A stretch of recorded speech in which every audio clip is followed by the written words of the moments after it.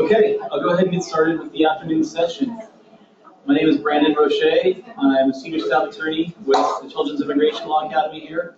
And along with Dr. Zayas, we're going to present on children's development and child interviewing techniques for lawyers. So the first, the outline we have here, we're going to go through some Child Development 101. Dean Zayas is going to walk us through the basics of introduction to the psychological perspective on development and the age group differences across the spectrum of children that we're dealing with. And then I'm going to talk about child interviewing techniques, some factors to consider, and best practices. And then finally, we're going to go into some of those difficult scenarios at the end as how to respond to children with suicidal ideations or admissions of abuse and those types of situations that we all unfortunately have to face. So without further ado, I'd like to invite up Dr. Zayas to speak on the child development.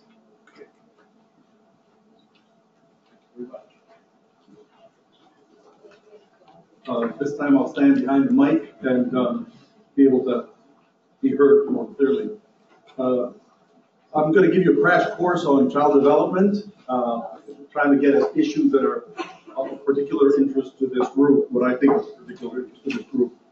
And I think it's important to start that many of us in this business use several theoretical models from which we begin our understanding of child development. Much of these theories really undergird the research that's been done on childhood development. One of the theories that we begin with is what we call developmental systems theory. And it's essentially, developmental systems theory has it that it's the individual and the environment that interact with one another. So it's not simply that the environment affects the child, but rather that the child or the person is in interaction with their environment. For those of you who are parents of more than one child, you know that the interaction with your infant or infants may have been very different. You might have gotten that nice, placid first child that made life beautiful, or maybe not. Maybe the one that kept you up at 3 and 4 a.m. and you had to take car rides because that's the only way they would go to sleep. So you have that kind of child. And that child elicits in you, the environment, a certain interaction.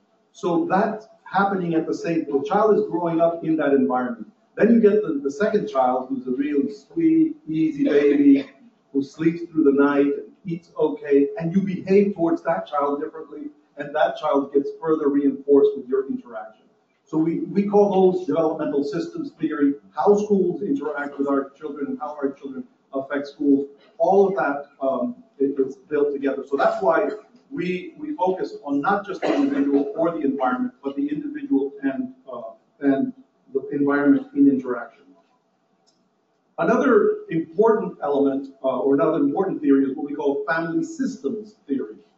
And essentially, family systems theory says that families are made up of subsystems, you know, whether it's what we call the executive subsystem, which is a mom and dad, who were once two separate systems from different families who met and married and created their own system, and they become the parental system, of course. Well, first the romantic system, and then they're having children, and then romance goes out and parenthood comes in.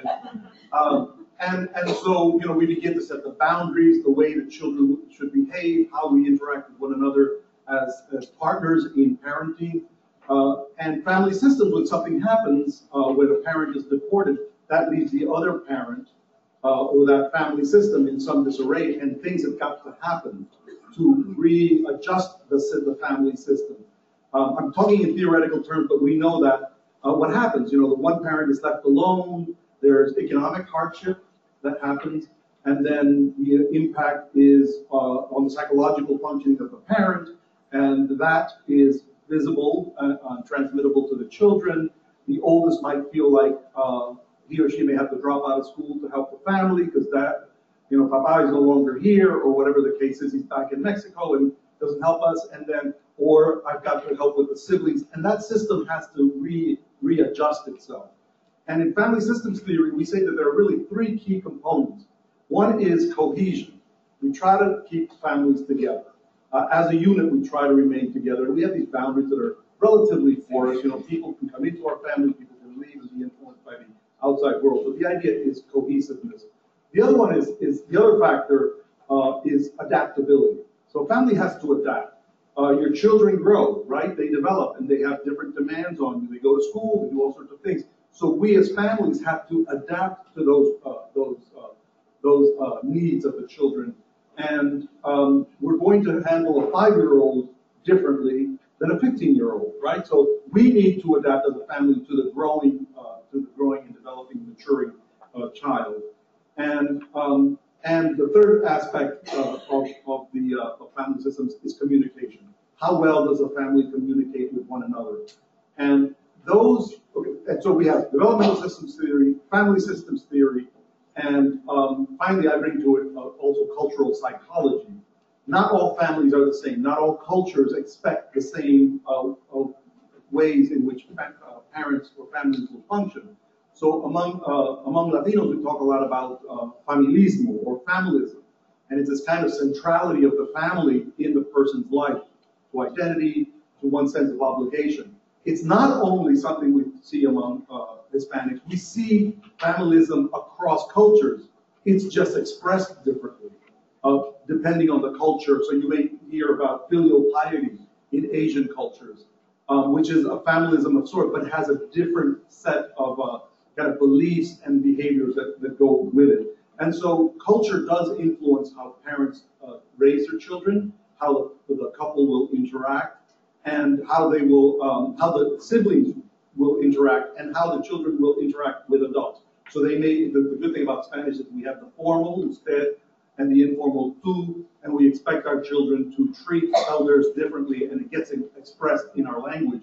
And those things are very important to keep in mind when we're evaluating families and interviewing children. I recall years ago when I started out with this business, some of the research showing that African American kids had lower scores on some of these intelligence tests that were conducted by an examiner.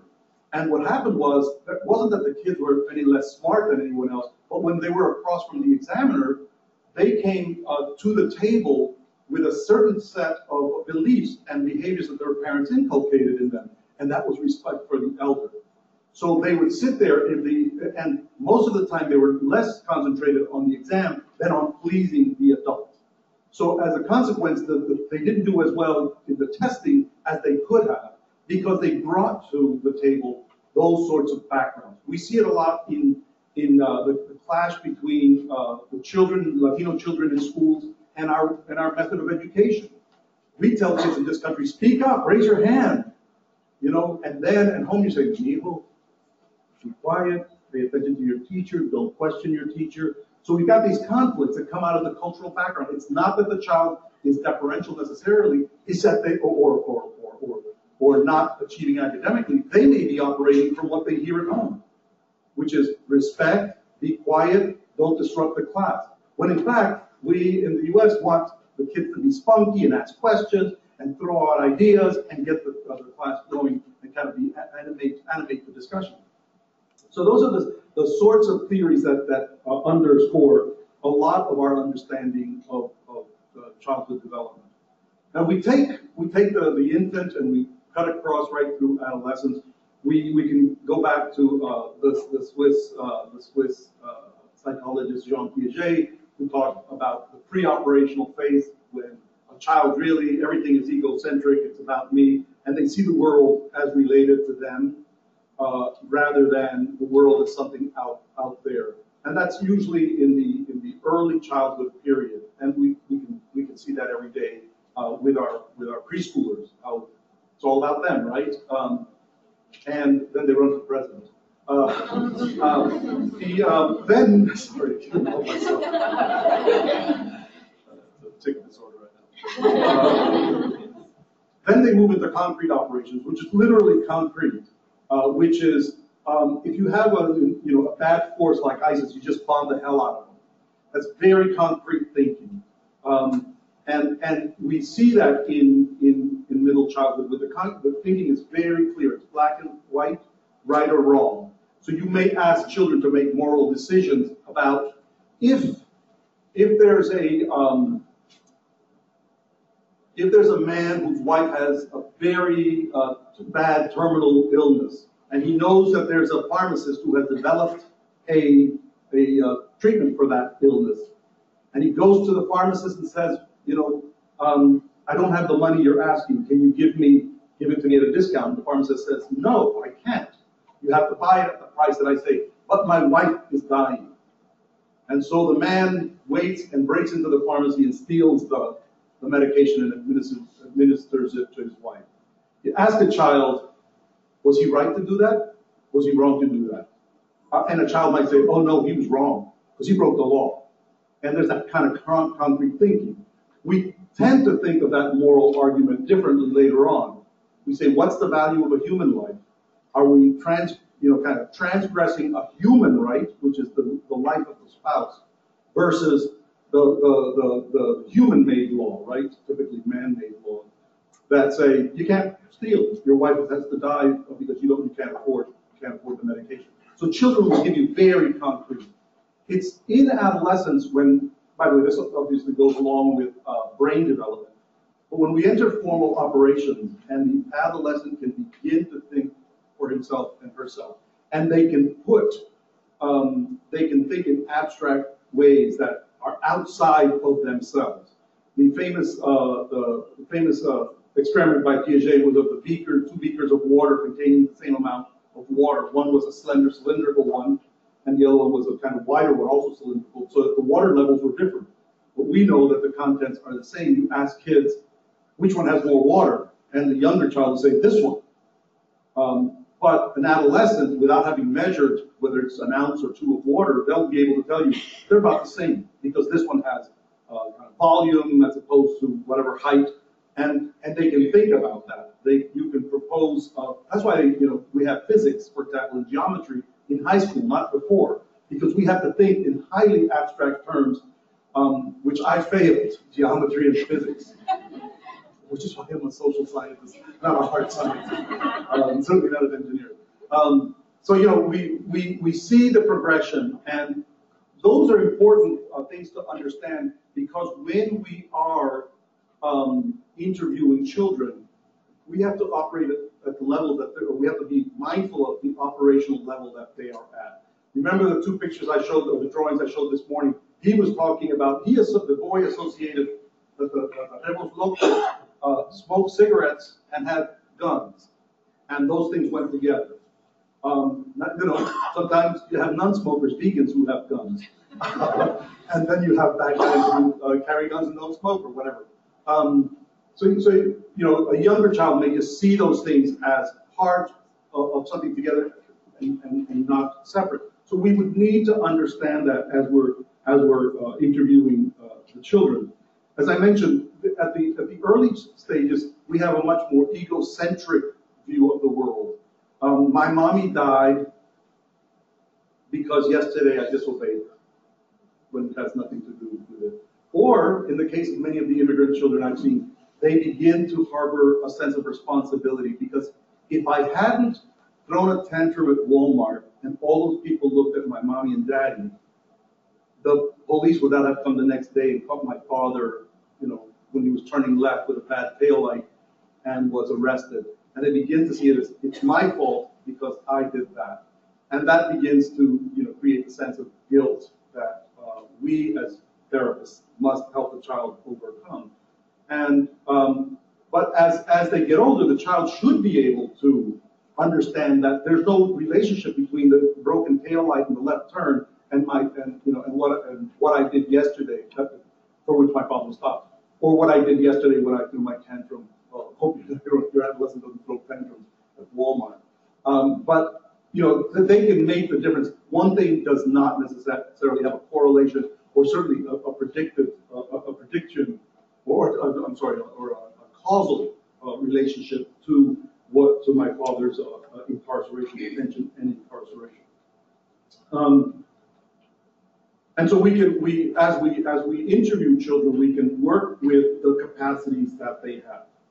Now, the development of the child is towards greater levels of autonomy and outside centeredness. I don't know if I'm saying that right, but let me just explain. So even in human development, we talk about from the proximal to the distal. That's the part that our development starts from the closer to the further out. And actually, physical maturation starts that way. One of the first things your infant can do is turn the head. And gradually, they begin to have better dexterity with their hands, so they can have a pincer grasp. You put them in a high chair, and they can get their Cheerios one at a time, and that's such a great thing. And then as they move further out, then their feet, their legs are under them, and they begin to walk and then run. So we talk about the proximal to the distal, and in many ways, psychosocially, that happens as well. It's in the family. The great Russian psychologist Lev Vygotsky called it the zone of proximal development, which is in the home. That's where culture is first transmitted to the child. That's where the beliefs of the family are first transmitted to the child early on. So they start in this microcosm of the family, and then at an older age, they'll go to their first daycare or child care, and then preschool, and their world opens up, and they bring back more from the outside world to that microcosm, and the family must interact with the rest of the world as well, because parents have a hard day at work, or they lose their job and they come back, and the child is exposed to this, and again, the world continues to grow and in a kind of distal sort of way, and we have then a child who's engaged with the world in ways that we hope will be productive. So there's greater levels of autonomy that occur over time. We talk about three types of autonomy. One is physical autonomy, right? So the child may not be able to walk. You put them in those little walker things that they move around the room, and then finally they walk, and they can begin to explore, right? So they realize they've got this physical autonomy, which we control as parents. We keep them close within the room, and maybe they can go to the other room, but basically there's a control. And as they age and mature, we allow greater physical autonomy. But then there's cognitive autonomy, right? So when they're young, they say, "My daddy's really smart and really strong." And yeah, I saw a father back there smiling. My daddy's strong and smart. As they get older, their cognition improves. And as their cognition improves, your intelligence thrives. And so by the time they're teenagers, you're done. You're just pure done. No matter what a highfalutin lawyer you might be, but you're just done because they're smart. And so there's this cognitive growth, right? Cognitive autonomy. They can begin to think differently from you. They might vote for a different party or not vote yet, but be able to propose different ideas than those you have taught them because of their maturation cognitively. So there is greater autonomy.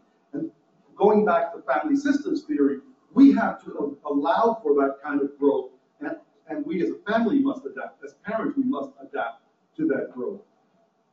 The third autonomy is emotional autonomy, and that's really where the child, the infant, or the young child, that their emotions are all tied into the family. But then as they become, probably the middle school period, the peer group becomes ascendant in their lives. And it's really important. I begin to really like my buddies. I might not yet like girls, but I'm beginning to like girls, or whatever the orientation is. But there's a growth towards the outside world. By the time they're teenagers, there might be romantic feelings about that my parents can't control those emotions. I like somebody. I really have romantic feelings.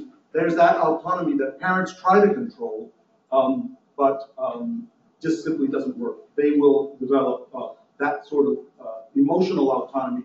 And we know that in the rest of life, that means that emotional autonomy, cognitive, behavioral, allows them to go off to college, to mate and establish relationships with others, and start their own families. So there is this kind of from proximal to distal, from less autonomy to greater autonomy that we have to consider. So it's really about adaptation to life along the way. Let me just talk a little bit about, before I move into neurobiology, what I can tell you about it in a nutshell, is that the children of undocumented immigrants, and this is based on the study that we conducted, funded by the National Institute of Child Health and Human Development, where we looked at children who had left the U.S. and were living in Mexico, U.S.-born citizen children living in Mexico, and we compared them to U.S. citizen children who were here and parents had been deported, or as a comparison group, we used kids whose parents were under no deportation proceeding.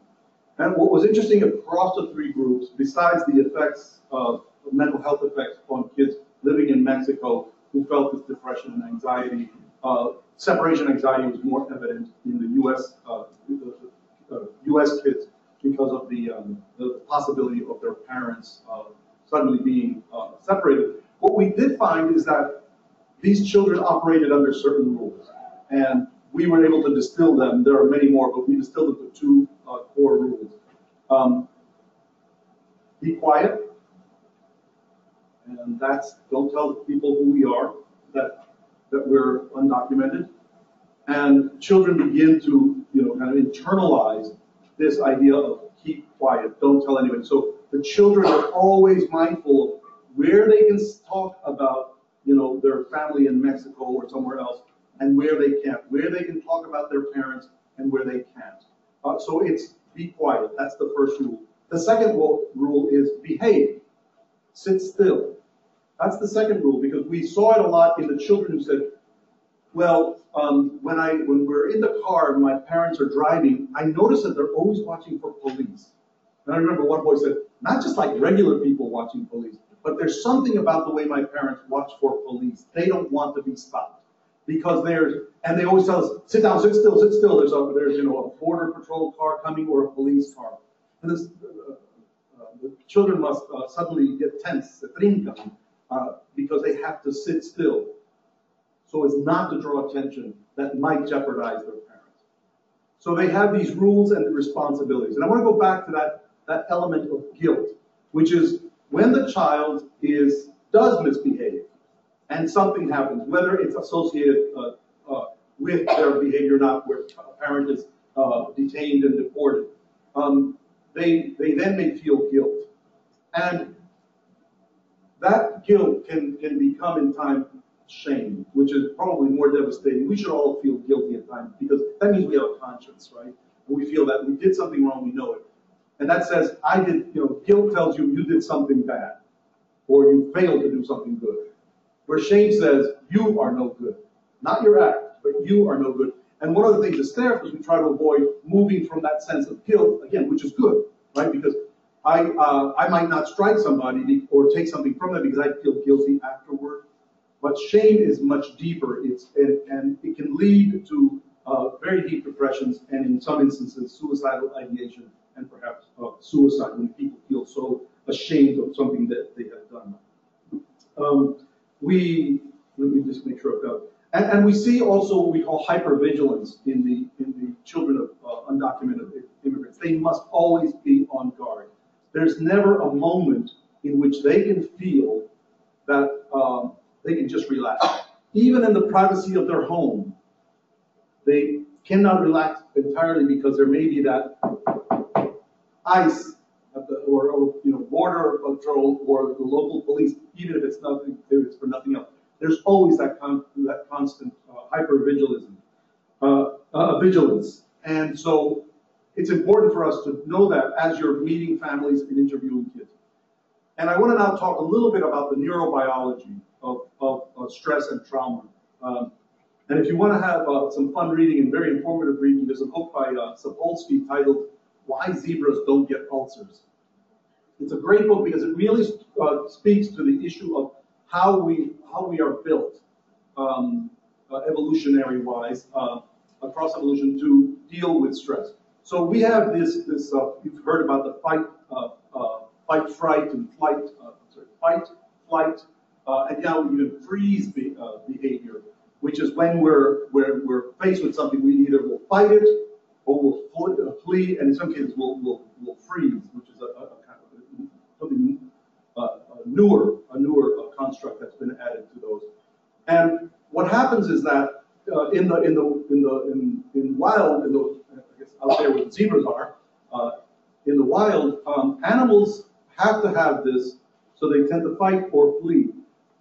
But immediately the stress goes down, so that stress level, the hormones shoot up, mostly cortisol and some of the other cardiovascular behaviors of the body, actions of the systems of the body act to get you away from the predator or from the danger.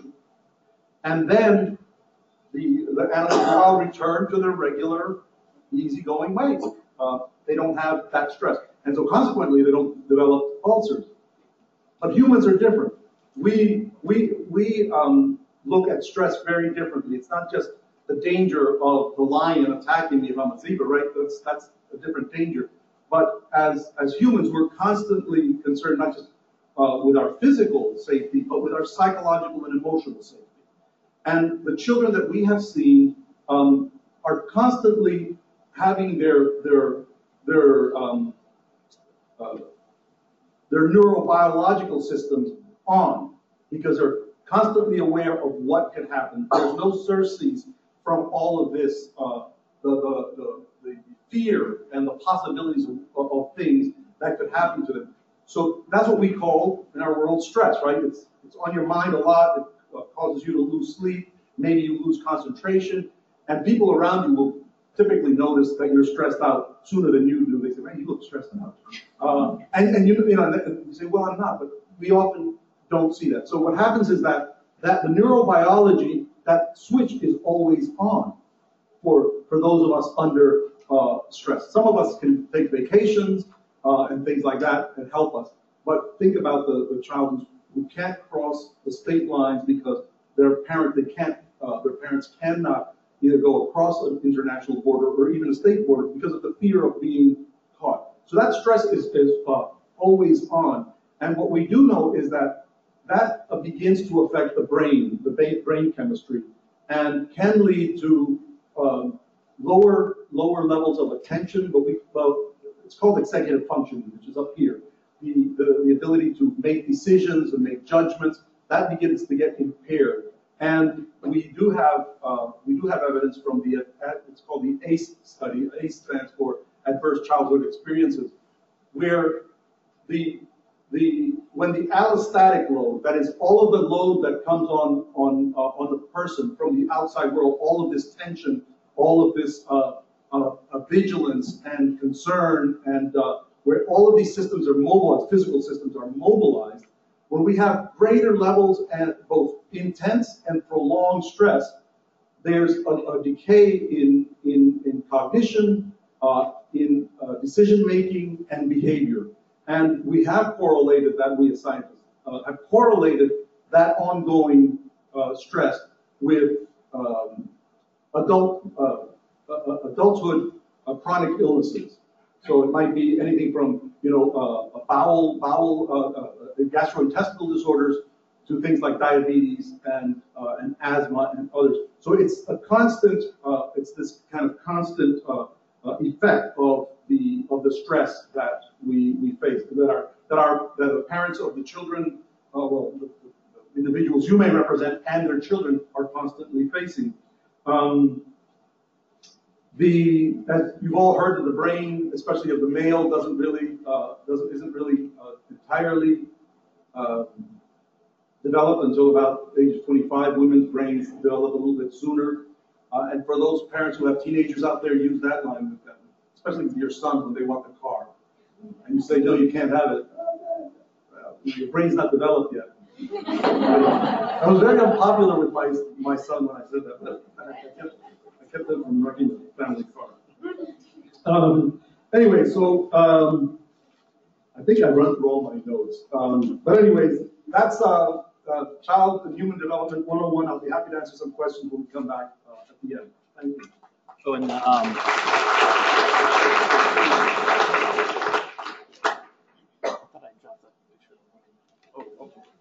Well, we'll get to that later.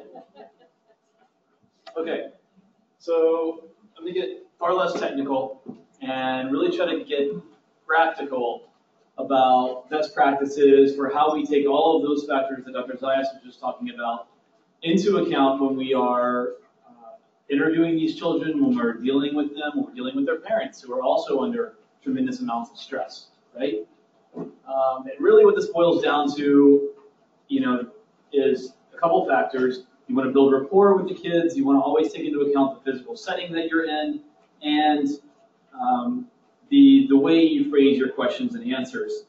There really is no one best practice manual out there for lawyers on how to interview children, especially in immigration cases.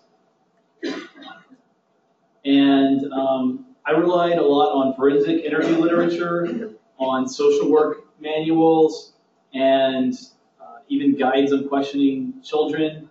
Also, I relied on things from other fields. I looked at what pediatricians are taught about how to talk to young children, what teachers are taught about how to address children who come to them with serious situations in their home life. And of course, also on many of my current and former colleagues who are here today, and their experiences and what they've seen and situations that they didn't maybe know how to react to. So what this presentation is attempting to do is answer the question of how do you elicit the child's story to the fullest extent possible, show compassion, and most of all, do no harm, or do no further harm to the child, right? And before I go into best practices, I want to touch on some overarching factors that should always be taken into account, and also on what this is not. So, okay, this is not forensic interviewing. Forensic interviewing is a very specific thing that is designed to safely elicit the child's testimony in a way that makes the interview admissible in court and doesn't taint the child's memory or do further harm to the child by re-traumatizing them and making them tell their story over yet again. And forensic interviews, there's certain types of rooms they're set up in, they're going to record it, they're going to make it admissible under federal rules of evidence or the corresponding state rules. How many of you have seen Making a Murderer on Netflix? All right, so this isn't a spoiler alert or anything, but it's safe to say that you don't have to be a child psychologist or even a lawyer to have seen some appalling child interview techniques in that show, right? If you haven't seen it, it's great, check it out, but there's a particular example of a child who's interviewed in a way that not only re-traumatizes him, but elicits false testimony and any number of things. So that's kind of what forensic interviewing is designed to avoid, of course, and we want to take some of those practices into account for how we interview children. So some of these factors, before we can implement best practices, it's important to be cognizant of some of the overarching themes. So I'm going to call them umbrella themes and umbrella factors. And these come in two forms: obvious ones that you all know of but maybe haven't thought about in certain aspects, and less obvious ones that are prevalent in the unaccompanied minor population particularly. Any Rihanna fans out there? Okay, so some of these obvious factors. These factors play out in the vocabulary you use, your body language, and all of your interactions with both your clients and their parents or sponsors. So age is an obvious one. This is the difference between you and the client, but it's also maybe the difference between you and the parent and sponsor. We've all had, or maybe have all had clients where the parent sponsor themselves are kids in our mind. Maybe legally are kids as well, still. Unaccompanied minors who themselves have an unaccompanied minor child. Right? And so you have to take into account on both levels how you're handling that, how you're explaining to the parents and sponsors, just that age factor. The gender differences, also, the difference between you and the client, that's always going to be there. As a male attorney, I really have to think hard when I'm talking about a rape or abuse, sexual abuse case with a female client. It's difficult, and we really have to be cognizant of those kinds of factors.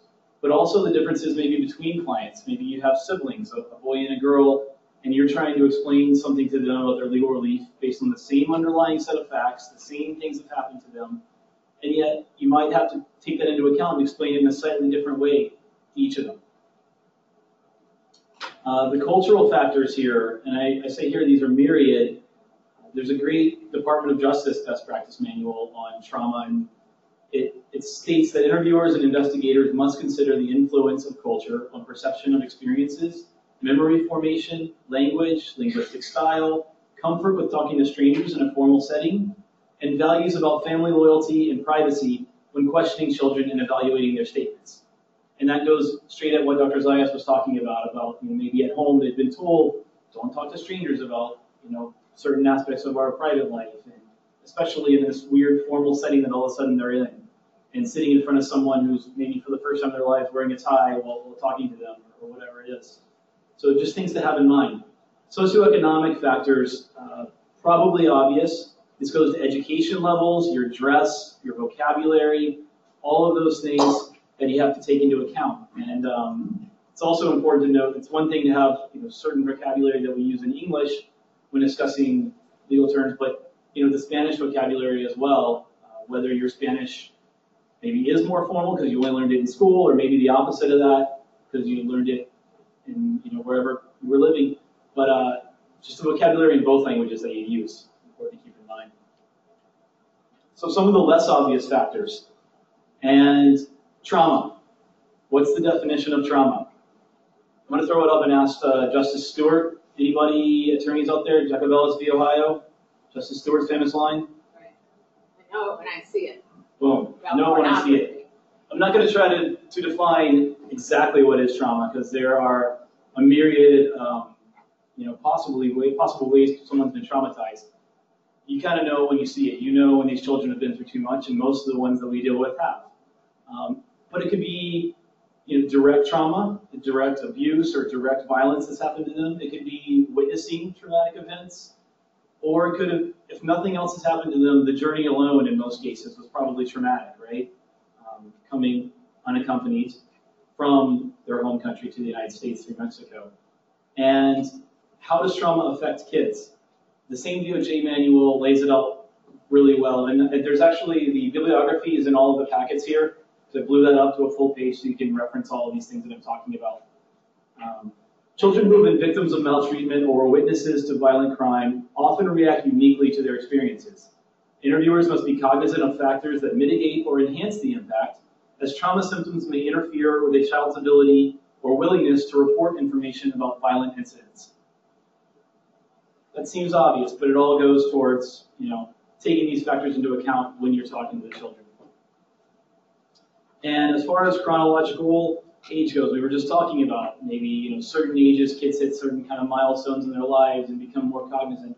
Well, that's really not a bright line thing, and there isn't something to perfectly break it down for you. Every child should be assessed on a case-by-case basis. Some are going to be physically underdeveloped because of malnutrition, some mentally underdeveloped because of lack of education, and some emotionally due to the trauma they've experienced. Some can be quite precocious and amaze you. I'm sure we've all had clients where you're just like, wow, how did that even come out of your mouth? The maturity levels you'll see and things like that in a 9-year-old who's seen something that I wouldn't have been able to handle as a 35-year-old. So, obviously always taking these factors into account on a case-by-case basis. And then finally, be aware of the day-to-day changes in the child's life. Just because the client was engaged and open last time you met them, maybe the follow-up interview is completely different. Do they have something going on in their personal lives? Unstable housing, trouble adjusting to their sponsor. A lot of the unaccompanied children when they're reunified haven't seen their sponsor parent for years, potentially. They've only talked to them on the phone, and that can be quite a different experience. And maybe they're starving and haven't eaten all day, or maybe they just need to go to the bathroom. Take these into account when the kid is fidgeting, or maybe kind of looking out the window instead of paying attention to you, and try to figure out maybe what factors going on that day in this child's life to help you understand them better. So with all those factors in mind, we come back around to best practices. All of these add up to things we should strive for on many fronts, but the truth is it'll be rare when you can perfectly execute all of these kind of ideas at once. The physical, temporal, and practical considerations come into play that affect each client interview. And so I'm just going to focus on the 3 areas I mentioned earlier. So first off, physical setting. We're going to strive for the ideal. We know it's not possible in most cases, but it's good to keep in mind. So how many of you have a dedicated interview room in your offices? 1, 2, 3, maybe? See someone in the back? Kristen and Amy's same office, so we're going to count for you there. This would be kind of like your ideal setting, right? That's fantastic, but we can't always get to that. Even if you do have one of those in your offices, I'm sure there are many times when it's being used by another attorney interviewing their client, and you have to come up with the best available alternative. So if we at least know the goals behind the different aspects of an ideal setting, maybe we can strive to fulfill as many of those as possible in the settings that we have available to us. So we're going to look for things like comfortable chairs, warm colors. Is it private enough that they feel comfortable talking? Ask them. Non-threatening setting, maybe child-sized furniture so they don't feel like they're engulfed in giant chairs. Easy access to the door and exit. You don't want to sit between your client and the door, especially with small children. They're just going to feel hemmed in. Same thing with a window to the hallway, or maybe leave the door slightly cracked. Again, so they don't feel trapped in that environment. Think about the position of the desks and chairs in the same way when you're setting up the room. Is there more than one person in the room? Are you training a new employee? Is there a caseworker sitting in on the follow-up interview? Be sure that you introduce the child to every person. Ask them if they're okay with that person being there. Clearly explain the role and why it's necessary for them to be there. We get caught up, maybe training new employees all the time, and it's the best way to train them. You have to see an interview before you can do it yourself. But it's really important to think about how that plays out to that individual client that is there that day. And then timing. Is it early in the morning? Is it after school or on a weekend? This could play into factors such as whether the child's sleepy, hungry, would rather be playing in the soccer game with their friends that they know they're missing. All of those kinds of things we should be taking into account. So building rapport. We don't always have the time that's recommended in a forensic interview setting. I know you've all been at CILAs in the past where they say, great, you should meet with the child at least 3 or 4 times before you ever ask them a personal question. We probably don't have that luxury in most settings. Maybe you could try to meet with them once and then maybe the 2nd or 3rd time before you meet again and discuss the details. But that's probably not going to happen. You're probably going to get one chance to meet with them and do the interview right then and there in almost every setting in an immigration attorney's office. So first impressions are huge. Any step-parents in the audience? Any step-children? I remember clearly meeting my stepdad, and there's a reason there's a crucial kind of point in children's life. They meet a step-parent, or the step-parent meets the kids, and there's that really big first impression. It's the first time you can kind of be cognizant of an adult.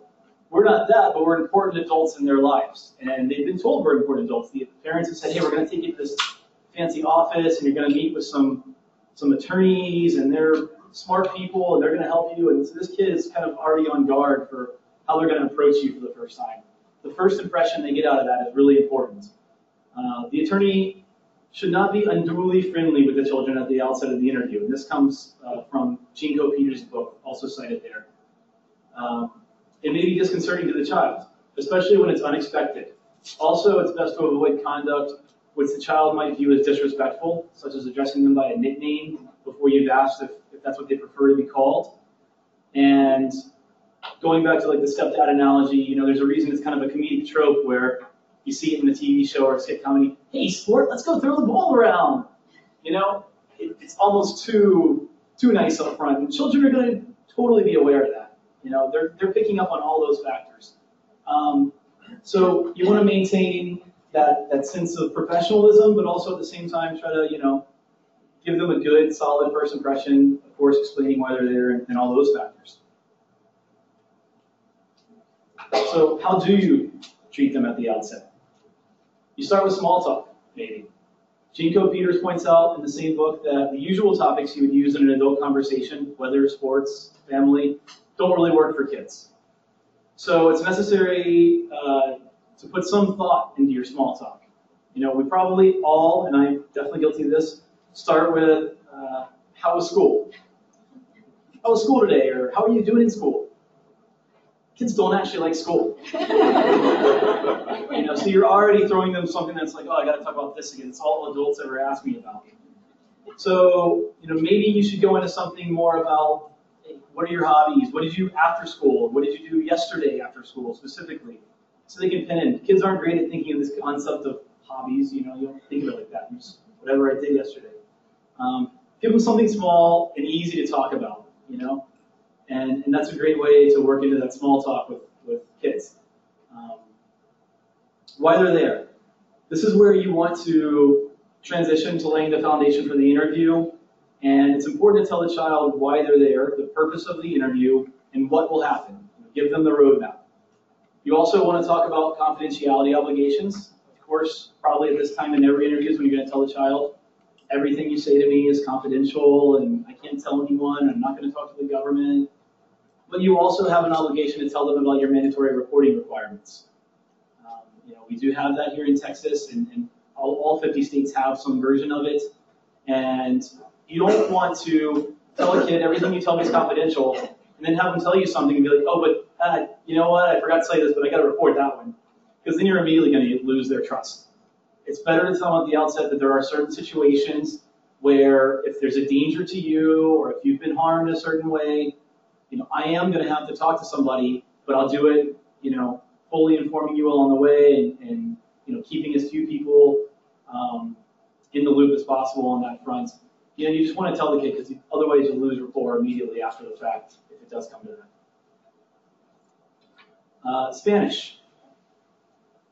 Explain that Spanish is not your first language, or if it is, explain where you learned your Spanish, because the kids all have different Spanish. We're talking about Central Americans for this example, so Guatemala, Honduras, El Salvador, all have their own modismos, all have their own ways of speaking.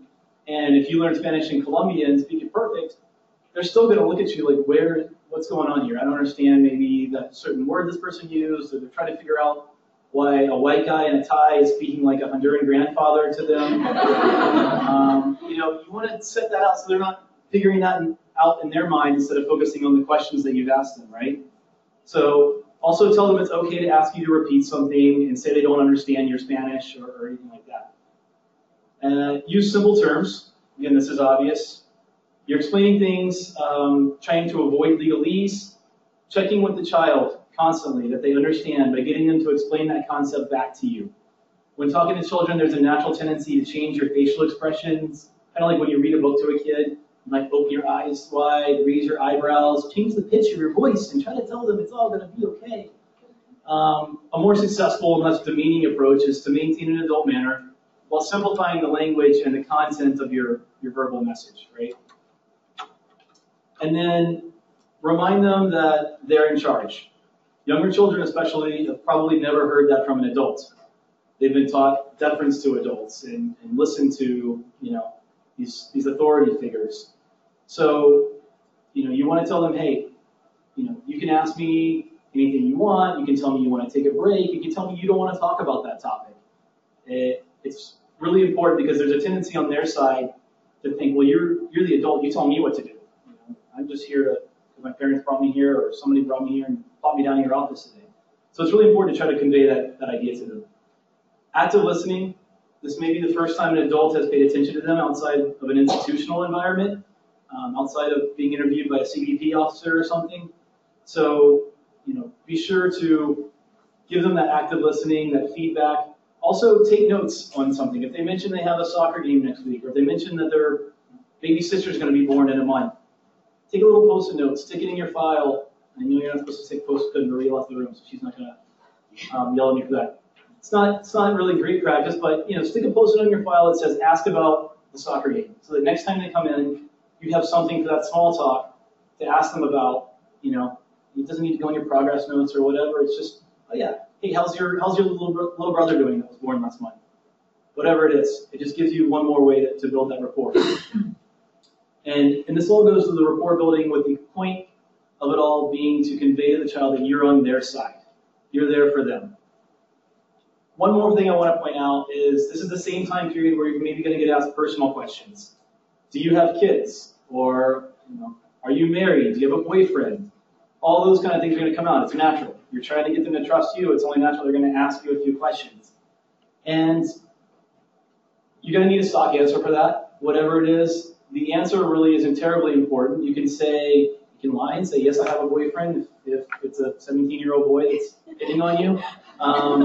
If you don't, I don't have kids, I usually say no, but I work with kids every day, and I know a little bit about what you're going through, but I certainly don't know everything, so why don't you tell me? And then get back to the interview. You just want to have some way to kind of circle back around to the point of why you're being there. And you can even say, hey, we're not here to talk about me, but we have to figure out how to help you stay in the United States. And move on from there. Give them some kind of stock answer and move on. But expect it to happen. The important thing is it's going to happen. Have something ready so you're not shocked or befuddled. Okay. Questions. How do you phrase them? Answers. How do you interpret or understand them? We all have our own intake or screening tools. And the questions asked are designed and hopefully vetted to get at specific things. Some of these screening tools might be mandated by your organizations or by your grant, some by your boss. Maybe there's standard questions on there for a reason because they're good questions. I'm not trying to get at which questions you ask so much as how you ask them. So here I've called it phrasing, but this encompasses structure, demeanor, inflection, all of those factors that go into something as seemingly simple as asking, what country are you from? And all the way to, have you been maltratado o abusado? Which term are you going to use? And maybe how many different ways you're going to phrase that same question to make sure you've covered all the possible scenarios. So the first one here, remind them again it's okay to say I don't know, or even I don't want to talk about that. I don't know is a really hard thing, at least in my experience for Central Americans. They'd rather give you a yes or a no or an answer rather than just say I don't know. And so it's important to point that out. You'd rather have an I don't know than maybe a vague kind of answer that they're not really sure about. Give context and reasoning behind why you ask certain questions. This goes to the difficult questions you ask in an intake. Hey, I need to know this because it might bear on your asylum claim. But also to the weird questions you have to ask on a 485 about were you a member of the Nazi party? Or all sorts of things. Just say, hey, the government's crazy, they made me ask this. But at least they're not like, what is that? In the next 5 minutes, they're thinking about that weird question you asked them. Watch out for rote descriptions and phrasing on your part. You want to make the effort to tailor the questions. We do this all day, every day. We end up kind of just going into auto mode, and kids can tell that. They can hear it in your voice and your inflection, and just kind of be aware of it in your mind. When you're explaining a certain concept, when you're trying to tell them, whatever the factors for SIJ are, or any of those things, just watch out for that rote kind of description on your part until your specific phrasings for the kid. They'll hear it. Think about words you use. You don't want to use like story, and this is something that came out to me as I was reading through the social work literature. Story or cuento has a certain connotation to children, especially as maybe being fictional. And it's often, hey, cuéntame lo que te pasó. Tell me your story about what happened or something. You just really want to be careful about how you phrase even something as seemingly simple as that, right? Also, you want to vary your words, especially verbs. Using different words, for example, for hit, kicked, punched. You can ask the kid, so did your uncle then kick you? No. Your uncle never kicked you? No. Okay.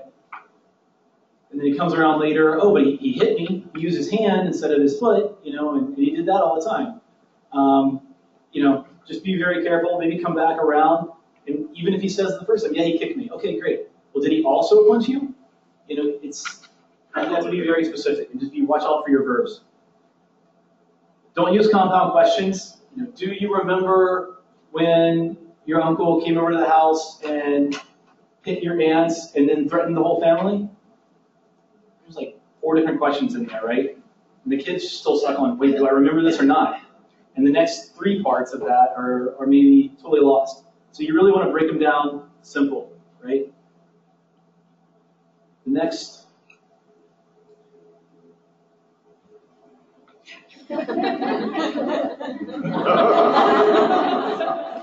Get comfortable with long pauses. This is cultural. Americans are uncomfortable with pauses. And we want to immediately rephrase the question or move on. If we get a pause, well, maybe I didn't ask that right. Let me try it another way before the kid can really even formulate an answer. Count to 10 in your head. Just do a 10 Mississippi count or something. Give them time to formulate their answer, and then you can try a different way after that if you have to, but get comfortable with the pause. Always ask something at the end, like, is there anything else I need to know, or anything else you want to tell me? That's also pretty standard, but important to keep in mind. You want to make sure that the kid has had the full opportunity to get out their story to you. And let's see. Okay. So, interpreting the answers. You want to be alert for miscommunications or lack of understanding, right? So you want to be watching their facial expressions. You want to be listening for maybe how they gave the answer. Have they given you 3 one-word responses in a row? Have all those been yes answers? Are they giving you a blank stare? Or are they staring out the window and not even paying attention? Sometimes you're writing on your computer and you didn't really look up to catch maybe how the kid's responding. Be really alert to that, because that is definitely a sign of miscommunication, maybe lack of understanding on how you phrase the question. Another thing you want to do is watch your own facial expressions. We hear some shocking, maybe even disgusting stories, and you want to watch your reaction, because the kids are taking that in, and they're going to tailor their answers for what they think you want to hear, or maybe what they think you don't want to hear. So be real careful about your own facial expressions. Kind of a poker face. If the answer seems inconsistent with prior answers, think about the way the question was phrased. Was there a literal interpretation on the part of the child? Especially when conducting the interview in Spanish, there's a tendency to take things very literally for children at all, and especially in Spanish. So you want to make sure that they aren't just giving you that kind of rote answer that they think you want to hear, or that they interpreted the question as. So think of your Vulcan logic games, Trekkies. But watch out for kind of those literal answers that they might give you. Finally, if you sense the child is shutting down, giving you those blank stares, disassociating, as child psychologists would call it, there's a great quote out of the Peters book. It's better to give the impression of having understood the child and change the subject and then come back to it later in some other way than to leave the child with the impression that they can't get their point across no matter how hard they try. Right? So maybe you're just, there's something there, but you can't quite get at it. Move on. Go to something else. Come back to it later in a different way. How might you do that? You could try coming at the question from an entirely different angle. Think about something like, do you dream? What do you dream about? Do you dream about that time when? And bring them around to that, and they can tell you that way. Another great idea is try asking the child if they're more comfortable writing it out. Children are sometimes willing to write you a letter of what happened to them. Some will write an entire autobiography.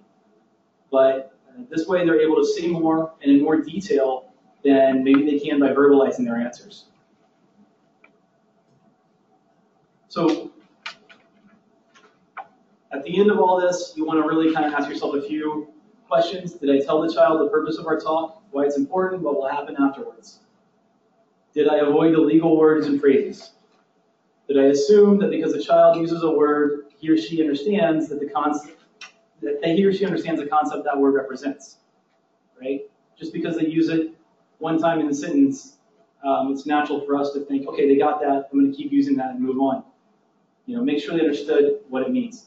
And was I as redundant as possible? That is, did I use specific names and places instead of pronouns? He, she, it, that, there. Be very, very specific. Insert the nouns. And specific to unaccompanied children cases, when you're discussing the legal options and strategy, after the fact, usually the sponsor or parent want to come in the room and hear, okay, what's going to happen now? Don't assume that the family sponsors know the entire story just because they know part of it. You obviously are going to ask your client, is it okay for me to talk about what you just told me in front of your mom when we're discussing this, or any of those things? But sometimes mom will come in and say, oh yeah, I know about uncle. Okay, great. Well, that doesn't mean she knows about every time that uncle molested or abused the kid. Maybe she only knows one time. You just want to be really careful because it's easy to kind of get caught in that. All right, we're moving on. We're going to the interview. Yeah, she knows what's going on. Great. I can talk about X. Just be really careful not to fall into that. And so, yeah, you want to be aware. Real quick, I have a joke for you all. A lawyer, a social worker, a psychologist, and a life coach all walk into a bar. That's not a joke, actually. That's what's going to happen for happy hour. 4:30. We're going to go to Reserve 101 downstairs. Yasmin's going to kill me because she's going to talk about self-care later for attorneys. But that is going to happen, so if y'all want to come down, everyone's invited. But the point is that you wear all those hats on a given day. We're life coaches, we're lawyers, we're social workers, we're psychologists, we're everything to a lot of these kids. And so this next part is about maybe how to deal with some of those questions that we were never trained for in law school. And I'm going to invite up Dr. Zayas again to really speak quickly on suicidal ideations. Thank you very much, Brandon. It occurred to me there are regionalisms that are very important to consider. This past Christmas season, at airports where there were flights going to Puerto Rico, passengers were asked not to use the word bomba or asalto. Bomba means bomb, and asalto could be an attack or an assault. Those are words we use at Christmas time in Puerto Rico. Bomba que viene. It's part of a song that the folklore songs, folkloric songs of Christmas. And the asalto is when you're going to, on a parranda, you're going to give somebody an asalto. You're going to go to their house and eat their food and drink their drinks. Passengers, please don't use bomba and asalto at Christmas on an airplane. And so I think that gets to the issue of some of the regionalisms and colloquialisms that we have. There are a lot that Brandon's presentation provoked. I could go on forever, but I'd like to talk specifically about the issue of when you have perhaps the worst of all possible cases, which is a child who may have some suicidal inclination or suicidal possibility. And more often than not, you won't have to detect it. If you have done some recent history taking, that is, history taken on the child's recent behavior from the parent or whoever the caregiver is, you'll get some hints that he or she is spending more time in the room, she doesn't seem the same, or he doesn't seem the same, he's sleeping too much or not sleeping enough, not eating, the so-called vegetative signs, with appetite, sleep, and anhedonia, the lack of pleasure for doing the things you commonly do, which are signs typically of some depressive syndromes going on. And so we would listen, once we have that, we would listen for that same sort of sadness and hopelessness in the child's discussion of her life, his life, and we need to listen very carefully to that. It's not for us to treat. We're looking as attorneys, you're trying to just make sure that that child that's leaving your office is not in any danger, particularly given some of the things that the children that you work with will be facing with respect to possible loss of a parent or possible loss of a sense of belonging to a community, to a school, to a church, to a home, anything that they've known as that's part of the stability of their short lives. And so we're listening for sadness and hopelessness. Those are very critical. And then one might ask, again, with cautious and sort of tender phrasing, when do you feel this way? How often do you get to feel this, like you were telling me that you feel sad sometimes, or that maybe tomorrow there's not much that's going to happen, or you don't know what's going to happen. You try to get a sense of when are these unique times or these special times, or is it ongoing? So is it something that stays with the child a lot? And that gives us an opening to get at three things, what we call ideation, planning, and attempt. And so with respect to ideation, trying to get at, when you thought about it, what do you think about, say, things like, not wanting to wake up, wishing you were dead, worrying that you might die, and those sorts of things. You try to get at how are they thinking about it and how well developed are the thoughts. because that's really one of the keys in any suicidal assessment. How advanced are the thoughts about suicide? And now, we've all thought about death. I imagine most of us, even, we've been thought about, if I was to commit suicide, how would I do it? Would I be brave enough to do it this way or that way? So it's not uncommon for us to think about that. So we're not talking about that sort of, passing thought, but rather something that endures in the child's life for a while. And so we might say, sometimes people feel so sad, like you're telling me that, that they may not want to wake up, or they might want to, not continue to live. And, in ways that again, remember, we're talking about the developmental level of the child, and that you've told them ahead of time, as Brent pointed out, that you've got some responsibilities for what they say. And so from the ideation, you might ask, so if you were to do it, how would you do it? And what would you do? And you have you planned it? And when might you do it? So you're getting how well developed are the plans. I don't think you have to, and you want to ask if they have ever attempted and not told anybody. Have you ever tried to hurt yourself and not told anybody? And in our study, the one that's included in this book, the girls never told people, or they told their best friend, and that's how we identified that they had attempted suicide only after they told a friend. So you might cautiously go at that. The idea is that if you have a suspicion, you don't want the child to leave your office without some backup plan where the parents can take them to a therapist, watch them carefully until they can get to the emergency room the next morning or the next day, or to their pediatrician. But in some way, it's important to make sure that you're feeling comfortable that this child is safe, and it's not. Make sure that the parents know that you have concerns, not that you're a diagnostician, but you have concern about how their child is feeling right now, and you'd be worried about some possible self-harm. In a nutshell, that's how we would do it, and that's how I would recommend you do it. I'll stop there. Thank you very much.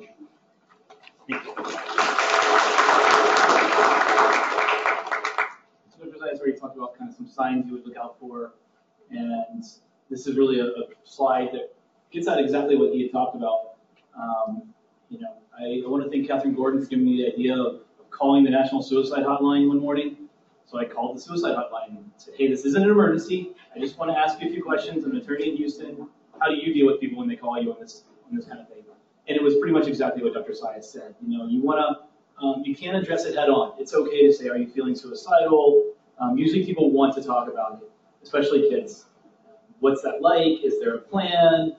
And usually it's not an impulsive kind of thing. There's always a plan. You want to assess the risk. Ask them something like, do you have the knife or guns or pills? And then put a safety plan in place.